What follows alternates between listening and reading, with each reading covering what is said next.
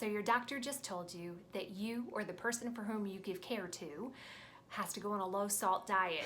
Eek! I'm here to help you navigate it.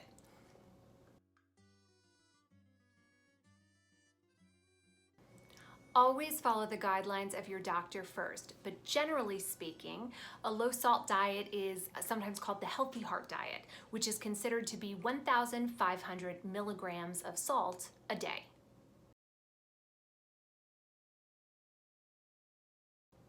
Now that number is equivalent to roughly between a half to 3/4 of a teaspoon of salt. So you might say to yourself, my goodness, I never salt my food. That'll be super easy. Oh no, it's not.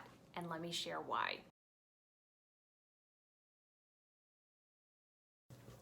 Salt is in sneaky places that you do not anticipate. So let me begin with an example. The American Heart Association publishes a list called the Salty Six. And on this six are things that you wouldn't expect. Bread rolls, pizza, burritos, canned soup, sandwiches. Oh my goodness, and what else? I almost forgot.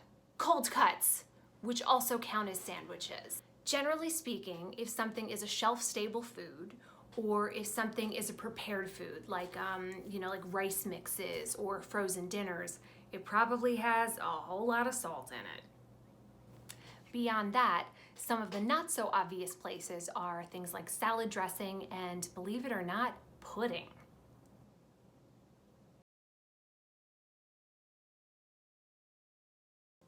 So if you're looking to lower your salt, fresher is better. So fresh fruit, fresh vegetables, things that are frozen, that don't have sauces or other things on them, whole grains, lean meats, eggs, those type of things that generally you have to prepare and make something delicious out of. But what helps is that most spices and herbs do not have salt, so that's a great way to season up your chow.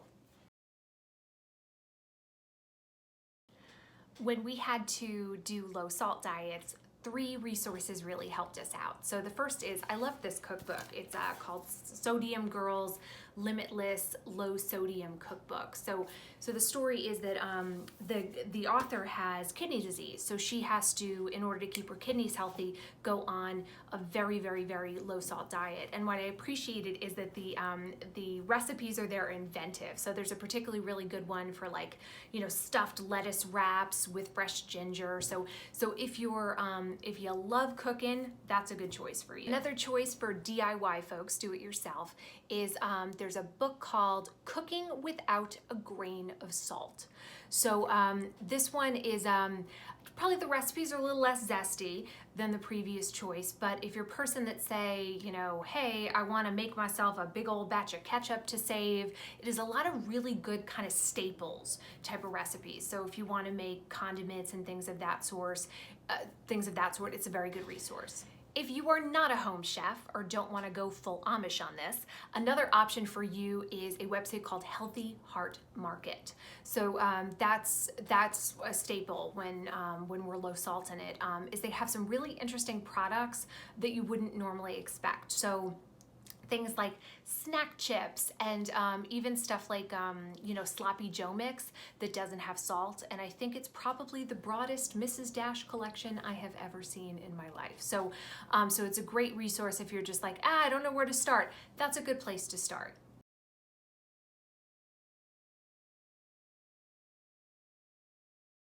Things for me that are going to remain pantry staples, which kind of surprised me, are the no salts, no iodine mustard, which was actually pretty tasty. I found that it goes well in meatloaf. It's really good to smear on a sandwich.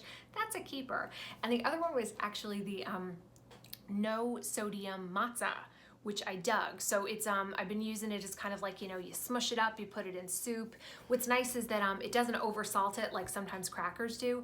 So yeah. No salt could be okay.